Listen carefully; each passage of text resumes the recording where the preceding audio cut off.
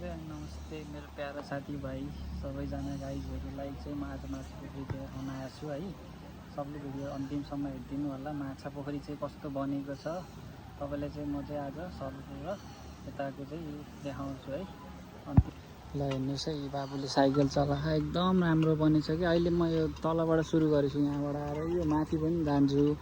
अहिले चाहिँ तपाईँहरूलाई देखाउँछु है, अन्तिमसम्म हेर्नु होला साथीहरू। अहिले यो नयाँ माछा पोखरी हो, यति राम्रो बनेको छ कि। ल हेर्नु, बेलुका त यहाँ त भिड हुन्छ। आज चाहिँ अलिकति पानी पर्ला जस्तो भएर चाहिँ हाम्रो चाहिँ धेरैजना नआउनु भयो रहेछ साथीहरू है।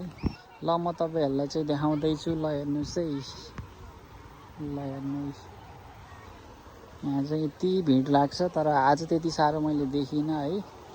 एकदमै सुन्दर राम्रो बनेको छ अहिले माछा पोखरी है। ल हेर्नु, यी बहिनीहरू भाइ बहिनी टन्नै छ क्या। अहिले म चाहिँ हिँड्दै बनाउँदैछु। यहाँ चाहिँ यस्तो यता पनि वाकहरू छ है। यो माथि भयो तपाईँको, यहाँ भयो यसरी है। निकै सुन्दर बनेको छ। यहाँ चाहिँ बिहान बेलुका चाहिँ इभिनिङ वाक गर्न चाहिँ निकै राम्रो छ कि। तपाईँको यहाँ हिँडेर चाहिँ माथि भद्रकाली मन्दिरको पनि दर्शन गर्न सकिन्छ। पानी चाहिँ यस्तो यताबाट आएर है, यसरी त्यहाँबाट झरेर अनि यसरी तपाईँको हो त्यहाँ भएर जम्मा बस्यो पानी चाहिँ, तपाईँहरू हेर्न सक्नुहुन्छ।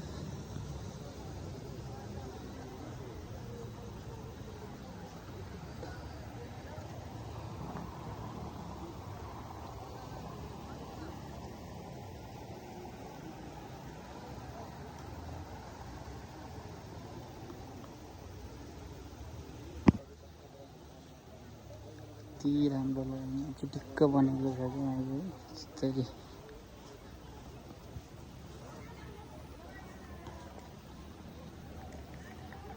रुखै रुख होइन, एकदमै राम्रो आकर्षक बनेको छ कि अहिले चाहिँ।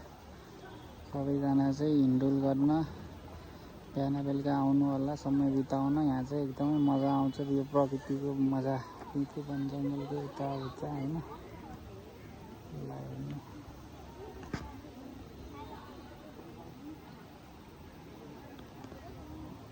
यसरी सरर घुम्दै एक राउन्ड हानेर देखाउँदैछु म तपाईँहरूलाई चाहिँ है। बस्नको लागि यसरी ट्याक्क छ।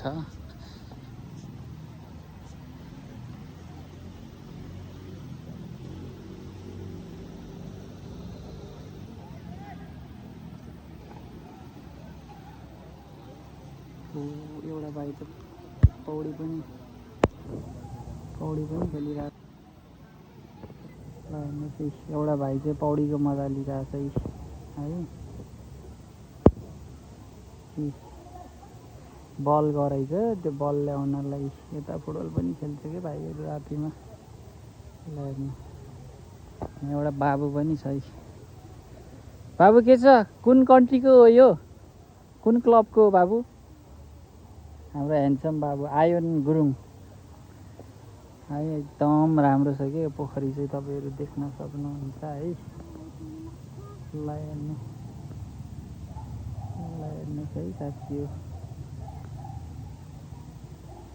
सबैजना माछा पोखरीमा आएर चाहिँ हेर्नु होला, समय बिताउनु होला है। बाबु पनि हिँडिरहेछ छेउछेउै, माछा पनि छ तर ऊ त्यो साइडमा छ क्या माछा चाहिँ। अहिले देख्यो भने म भिडियोमा चाहिँ कैद गर्छु क्यामेरामा। ल हेर्नु, बस्नलाई चाहिँ एकदम ठिक छ कि। बेलुकामा चाहिँ एकदम मजा आनन्द आउँछ। यी पुलहरू बस्नको लागि पनि यति राम्रो बनाएको छ है। ल हेर्नु, रुख बिरुवाहरू बस्नलाई यति राम्रो है।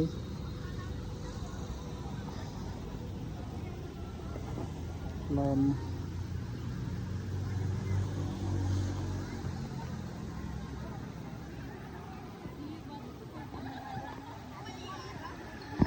यो चाहिँ माथिको भाग, अघि तलको भागको बनाएको थिएँ। ल हेर्नु,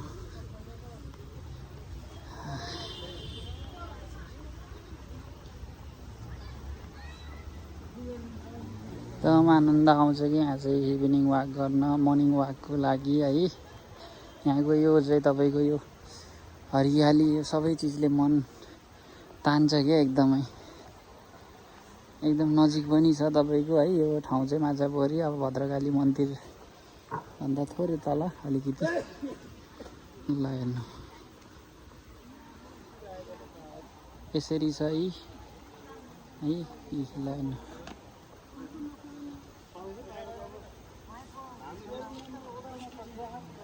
हामी यस्तो हो चाहिँ अब रामचन्द्रजीहरू 3 वर्ष बसियो त्यहाँ, अनि त्यतै खाइयो।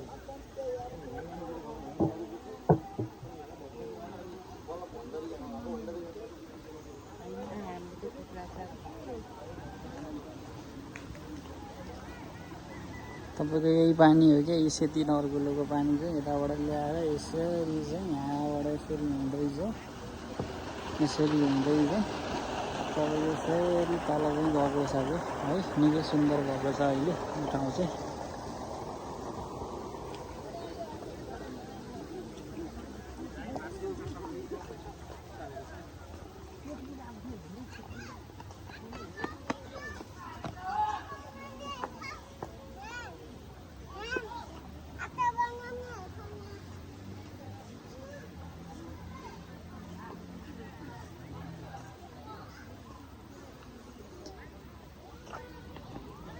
यति भन्दै चाहिँ म आजको ब्लग चाहिँ यहीँ समाप्त गर्छु साथीहरू। सबैले लभ सपोर्ट गरिदिनु होला, सब्सक्राइब वाच है।